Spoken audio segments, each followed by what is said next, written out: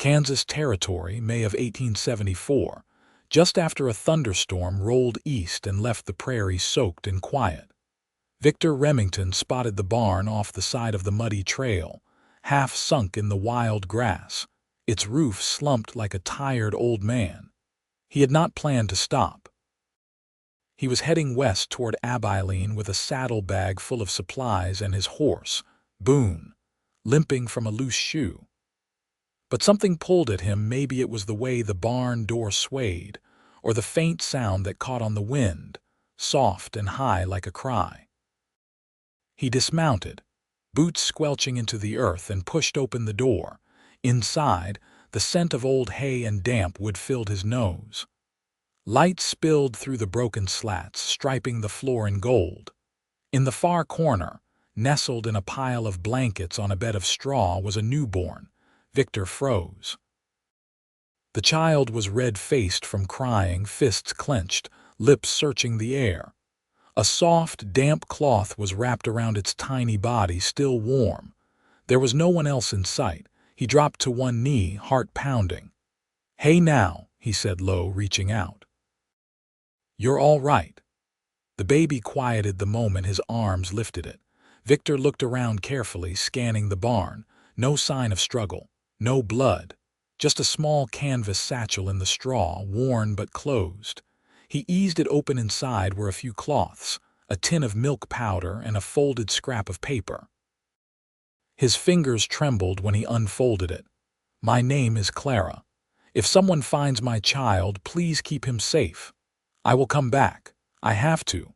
Victor stood there, wind slipping through the boards behind him, and the name punched through his chest like a bullet, Clara. He had not heard that name in 6 years, not since she left Pine Creek without a word, not since he had nearly asked her to marry him. He looked down at the baby boy in his arms. "You're hers," he whispered. "You're Clara's." The child blinked up at him, calm now, as if he understood. Victor wrapped the child tighter, tucked the satchel under his arm, and walked out of the barn. Boone turned his head, ears twitching. "We're not going to Abilene," Victor muttered. "We're going to find your mother." 3 days later, Victor reached the town of Larkspur, a small river settlement a dozen miles south. He asked around quietly, holding the baby close, careful not to draw attention. The child he had started calling him Wade slept mostly, waking only to feed and fuss. At the general store, the clerk leaned against the counter and said, "You lookin' for a woman named Clara?" Victor's breath caught. "Yes, Clara Kingsley," the man asked, watching him. "Came into town a few weeks back, quiet but nice. She was stayin' with the widow Loring out by the creek road." "Is she still there?" "Not sure. She left sudden 2 nights ago during the storm. Widow said she was sick with fever, might have gone to get help from the preacher's wife." "That barn you mentioned ain't far from that trail." Victor turned, gripping Wade tighter. "Thank you." He rode hard, following the creek west until the trees thickened and the air turned heavy. Just as the sun dipped low, painting the sky in bruised orange, he spotted movement near the river bend. A woman stumbled from the brush, hand pressed to her ribs, hair wet and tangled, clothes soaked and torn. She fell to her knees near the water. Victor jumped down from Boone, cradling Wade against his chest. "Clara," she lifted her head, eyes wide, mouth trembling. "Victor," he reached her in 3 strides. She swayed and he caught her before she hit the ground. "I looked everywhere," she whispered, collapsing into him. "I had to go for help, but I passed out, I think. I woke up alone and I thought," her voice broke. "Is he?" Victor lowered Wade into her arms. "He's right here," he said, voice thick. "He's safe." Clara burst into tears, not the quiet kind, but the full, shaking kind that came from too many days alone, too many nights afraid. Victor held her, one hand on the back of her head, the other steadying Wade. "I thought I lost him," she whispered against his chest. "I thought I lost everything." "You didn't," Victor said. "You're not alone anymore." They returned to the widow Loring's cabin that evening, Clara barely able to walk. Victor carried her inside, laid her gently on the cot, and sat beside her until she slept, Wade curled against her side. Outside, the wind picked up again, but this time he did not feel alone in it. The next morning, Clara stirred and found him by the hearth, heating water. She blinked slowly. "You stayed." "I am not going anywhere," Victor said. She smiled faintly, but her eyes were rimmed with sorrow. "I never meant to leave you like that. Back then, I was scared. I thought you deserved someone more certain, someone stronger." He set the kettle down. "You were strong, you still are." "I had to leave Pine Creek. My father died and I had no one. I went east to work." "I never stopped thinking of you." Victor crossed the room, knelt beside the bed again. "You should have written." "I tried. Letters came back unopened. I thought you forgot me." He shook his head. "Never." She reached for his hand. He took it. "I did not plan on Wade," she said softly. "But I love him more than anything. His father died before he was born, a railroad worker. He was kind, but we barely knew each other. I had nowhere to go after, so I came west. I thought if I could just get near home, maybe I could find you." Victor looked at her, at the tired lines around her mouth, the quiet strength in her voice. "You found me." Clara smiled then, full and real, and it lit her face like sunrise. "I think Wade knew," she said. "That you'd come." Victor leaned in and kissed her forehead. "I think I knew too." And for the first time in years, she didn't feel like she was holding everything together by a thread. She felt safe. She felt home. Victor rose early, before the light had reached the tops of the cottonwoods. The widow Loring's cabin was still and hushed, the only sound the soft hush of Wade's breathing from the straw cradle by the hearth. He moved quietly, stepping outside into the cool morning. Dew clung to the grass, and a low fog curled over the edge of the creek. He walked toward the lean to where Boone was tied, rubbing the gelding's withers as the horse flicked his ears. Boone's limp had worsened overnight. Victor crouched to examine the hoof again, jaw tightening. The shoe would have to come off soon or risk splitting the hoof. He needed a farrier, and there wasn't one closer than the settlement 2 ridges over. Back inside, Clara stirred. She sat up slowly, pressing a hand to her side as she looked around the cabin. "Where's Wade?" Victor motioned toward the hearth. "Cradle." "He's still sleeping." She exhaled, shoulders easing. "I didn't hear him." "You were tired." He paused. "Boone's worse. I'll need to walk him to Barton's Crossing. Shouldn't take more than 2 days if I camp halfway." Clara brushed hair from her face. "You can't leave the baby." "I wasn't going to." He pulled the kettle from the fire. "I thought maybe you'd stay here with the widow just till I'm back." She nodded slowly. "She's kind, and she doesn't ask questions." Victor poured 2 tin cups of coffee and offered her one. She took it with both hands, warming her fingers. They sat in silence for a time, the fire crackling low. Then Clara said, "Did you ever marry?" Victor shook his head. "No, never found the reason to." She looked down at her cup. "I almost did, once. A school teacher in Missouri. He wanted a quiet life, and I tried to want it too, but it never settled right. He didn't respond, just watched her. I kept thinking about the river behind your father's pasture," she continued, "and the way the sky looked before summer storms. That stupid dog you had that used to chase squirrels like it was his job." Victor let out a breath through his nose, a smile tugging faintly. "That dog ran off with a tinner's wagon 3 years ago, never came back." Clara laughed, hoarse and surprised. Then her expression softened. "I didn't know if you'd want to see me again. I didn't know if I'd ever get the chance." She set her cup aside. "I don't know where I belong anymore. It's like I've been walking since Missouri and never quite stopped." "You could stay," he said, voice low. Her gaze met his. "Here. Anywhere I am." Neither of them spoke after that. Wade stirred in the cradle, and Clara rose to lift him, cradling him against her shoulder. She kissed his temple, and Victor watched the way her hand covered the back of the child's head, firm and certain. Later that morning, Victor packed a satchel with oats and dried meat, filled his canteen, and tied a canvas roll behind Boone's saddle. Clara stood in the doorway with Wade in her arms, the child's eyes open and curious. 2 days, she asked. Maybe 3. If Boone slows. She shifted Wade to one hip. Be careful. Victor nodded, then stepped down and took the reins. He paused at the gate and looked back. Clara hadn't gone inside. She was still watching him, her hair loose over her shoulder, Wade's hand curled in her shawl. He tipped his hat. She didn't wave, but her eyes followed him as he disappeared into the trees.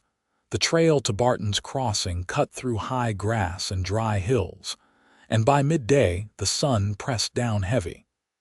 Victor stopped near a narrow stream, letting Boone drink while he refilled the canteen. He sat on a rock and let his thoughts drift. He remembered Clara at 17, barefoot in the creek, daring him to catch minnows with his hands. He remembered her father's funeral, the way she stood dry-eyed beside the grave, fingers clenched in her skirts. And he remembered the letter he'd written and never sent, folded beneath a floorboard in the cabin he'd built with his own hands. He hadn't known until now why he kept it. By the time he reached Barton's Crossing on the second evening, Boone was favoring his leg heavily, and Victor's boots were coated in dust. The farrier was an older man with a bent back and a sharp eye. He agreed to re-shoe Boone for barter a week's worth of bacon and Victor's extra rifle belt. Victor waited while the man worked, then bought a tin of preserved peaches and a spool of thread from the trading post. He added a square of muslin for Clara, remembering the way her hem had frayed at the edge. He bedded down that night under a cottonwood, the wrapped muslin tucked in his saddlebag. Back at the cabin, Clara fed Wade by lamplight, rocking him gently. The widow Loring brought in a basket of linens and set it down by the fire. "Your man's gone long," she said, plucking at a loose thread. "He'll come back," Clara replied, not looking up. The widow gave a faint nod. "Looks like he would." When Wade finally slept, Clara stepped outside and sat on the porch. The stars were sharp and bright, and the wind smelled of sage. She didn't know what would come next, but she knew what she wanted now. A place not borrowed, a life not half-lived, and someone who had waited, even when he hadn't known he was waiting. Behind her, the cradle creaked gently. Ahead, the road ran east and west, but she wasn't looking at the road. She was watching the trees. Victor returned as dusk settled flat over the hills, the sky low and violet behind him. The cabin stood quiet beneath a line of cottonwoods, smoke curling from the chimney like a signal. Boone's limp was eased some, though Victor still led him by the reins, his gait careful over the uneven ground. Clara opened the door before he reached the steps. Her eyes swept over him, pausing on the band of dust at his collar and the bundle tucked beneath his arm. "You made good time. Pushed hard the second day," he said, tying Boone off near the lean-to. "Didn't want to stretch it longer than needed." She stepped aside to let him in. The air inside was warm, touched with wood smoke and the faint scent of boiled beans. Wade lay in the crook of a folded blanket near the hearth, his cheeks flushed with sleep. Victor set down the wrapped muslin and the tin of peaches, then removed his hat and ran a hand through his hair. "Boone's shod now. Farrier said he'll hold if I keep off Rocky Trail. Might be time to think about settling somewhere less rough on him."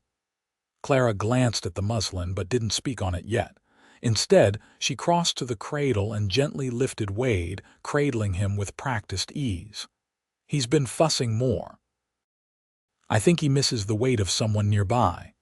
Victor watched her sway slightly on her feet, humming low under her breath. "I saw a place," he said after a moment.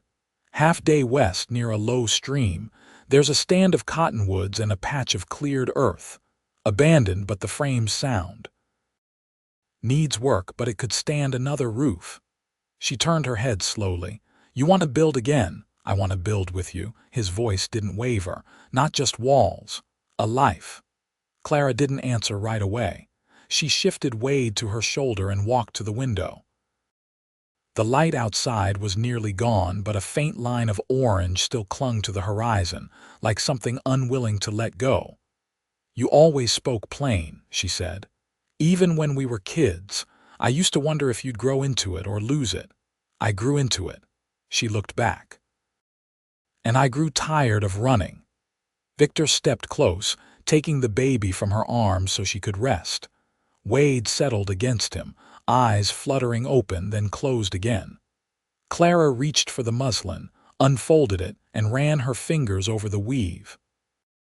You remembered I used to sew. Her voice was soft, but something in it had shifted. I remember everything, he said. She turned the cloth in her hands, then folded it back into a neat square. I don't want to stay here. Too many travelers passing through. I'd rather be somewhere we choose. Then we'll go when you're ready. I can start hauling logs tomorrow. She nodded once, slow and sure. I can help with the framing. I still remember how to square corners. Victor smiled, the kind that came from deep in the chest.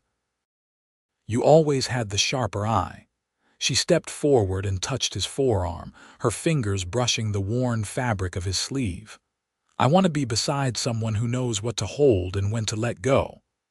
I only ever wanted one thing, he said. I know, she whispered. And I'm not walking away again. That night they shared the narrow bed, Wade nestled between them. Victor lay still, listening to Clara's breathing settle with sleep. She faced him, hand resting lightly against his chest, fingers curled in the edge of his shirt. Outside, the wind moved through the trees like a hush carried from some far place, and the moon cast soft light through the window pane. He didn't sleep for a long time. Not because of worry, but because peace had weight when you hadn't held it in years. He watched her until her breath deepened, and then he closed his eyes. In the morning, he would begin cutting timber.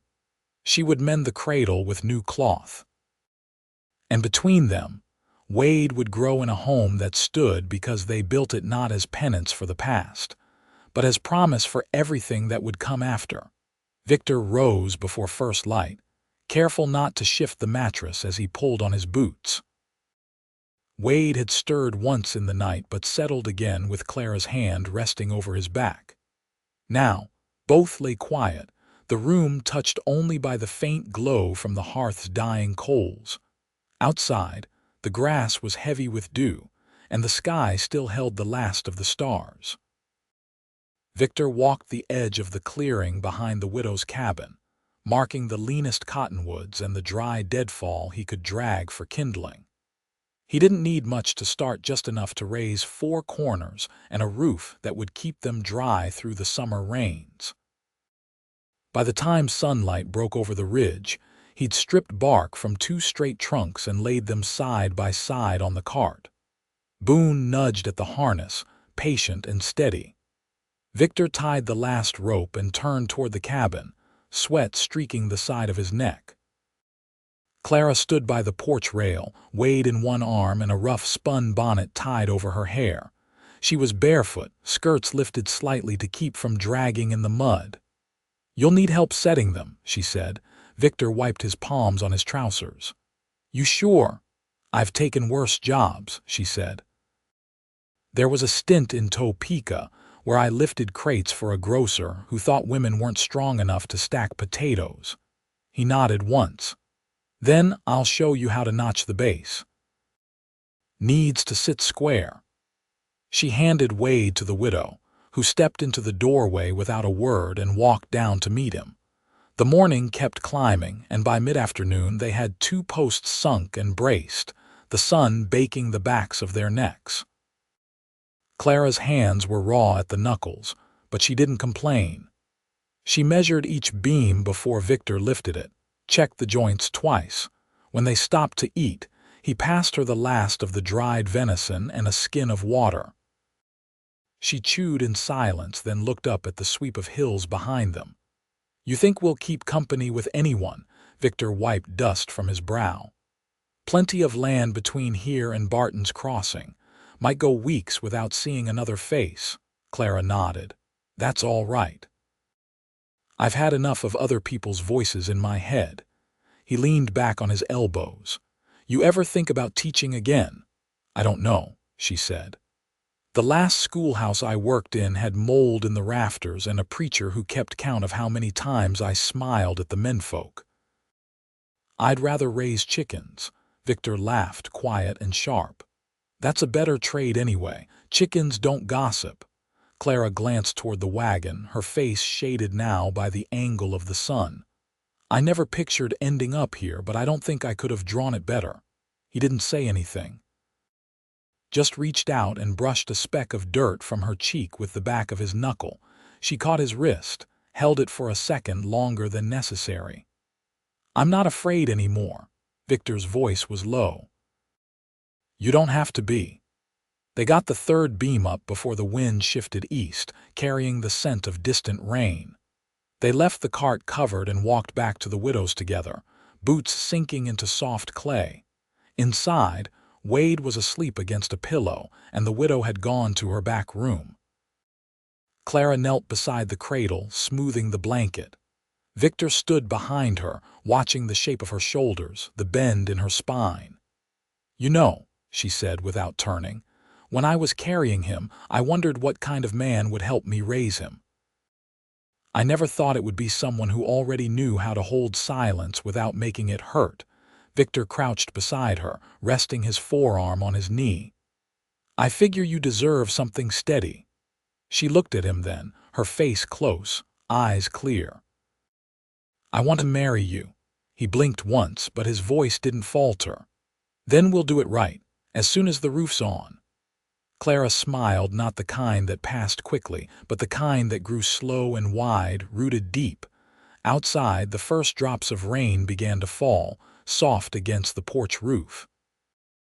Wade's breath rose and fell in rhythm with it, and the room filled with the quiet weight of something fully begun. The roof went up 2 days before the rain set in for good.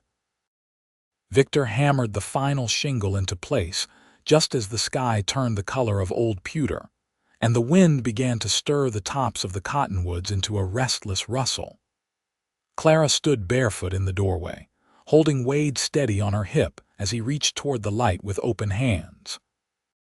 Inside, the walls were still bare, but the hearthstone was laid, and the floor had been swept clean of shavings and sawdust. There was no paint, no curtains yet, just warmth and the clean scent of cut pine, and a home that already felt like it belonged to them. Clara turned to him as he stepped down from the ladder, rain dampening his shirt at the shoulders. We'll need a table, she said. I can build one, Victor replied, brushing sawdust from his palms. You want it wide or long? Wide, she said. So we can sit across from each other in the evenings. He looked at her then, not just at her face but at the steadiness behind her words. Tomorrow, he said. Table first, then chairs. That night the storm came in hard and fast, drumming against the roof in steady rhythm. They stayed with the widow, loring one last time, the cradle beside the fire, but Clara didn't sleep much. She sat by the window, wrapped in the old quilt the widow had offered, and watched the trees sway under the weight of the wind. Victor found her there before dawn, a small oil lamp flickering near her feet. Can't rest? He asked. I keep thinking about the morning after my father died, she said quietly. How still the house was, how strange it felt to be alone in it. Victor didn't answer right away. He crouched beside her, the floor cold beneath his knees. This house won't be still, he said. Not with Wade crawling and you humming to yourself like you do when you're thinking. I don't hum. You do, he said, smiling gently. When you're sewing or stirring something. Clara looked down at her hands. I didn't realize. He reached for one of them, calloused and reddened from the work. I notice everything about you. She didn't pull away. I don't want to be afraid of losing things anymore. "You won't," Victor said. "Not this time." They were married 4 days later, just after the sun burned off the last of the storm clouds. The widow Loring stood as witness. The preacher's wife came from the edge of Barton's Crossing, bringing a small bouquet of wild iris and a tin of molasses cookies she'd baked before dawn. Clara wore a dress she'd patched herself, the sleeves rolled to the elbows. Victor stood beside her in his cleanest shirt, the collar pressed flat with a heated stone. Wade sat in the widow's lap, gnawing on a strip of linen. "I don't have a ring," Victor said as they stood beneath the cottonwoods, "but I have a life to give you." "I don't need a ring," Clara said. "I just need you to come home every night." "I will," he promised. "Every night and every morning after." The preacher spoke the words plain and solid, and when he asked if they would keep one another through the hard seasons and the easy ones, they didn't hesitate. "I will," Clara said. "I already do," Victor said. They kissed as the wind shifted, lifting the corners of Clara's dress and brushing through the leaves like it was passing through something sacred. After the preacher and his wife had gone, and the widow had returned inside to settle Wade for his nap, Clara and Victor walked down to the edge of the stream that ran behind their new home. The water was high from the rain, rushing soft over the rocks. Clara knelt and touched the surface with her fingers. "I used to sit by a creek just like this when I was a girl." Victor sat beside her. "I used to wonder where you'd gone, and now I know where you are." She turned toward him, her face lit by the last of the sun. "So do I." They spent their wedding night in the new cabin, just the two of them. Clara lit the lamp carefully, the wick trimmed low. Victor rolled out the mattress on the floor and spread the quilt she'd sewn from scraps the widow had given her. They didn't speak much. They didn't need to. That night, they made love slow and quiet, like people who had waited long enough and didn't want to miss a single breath of it. Afterwards, Clara lay with her head on Victor's shoulder, one hand resting on his chest, rising and falling with each breath. "You feel steady," she whispered. "So do you," he said. They were still tangled in each other when the lamp burned out. Years passed, and the cabin grew with them. Victor built the table wide like she asked, and she laid a length of checkered cloth across it every Sunday.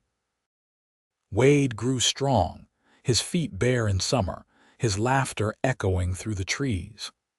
Clara planted beans and squash and wrote letters to old friends who had long since scattered. Sometimes they had neighbors drop by for supper. Sometimes they went weeks without seeing anyone but each other. But always, they came back to that home.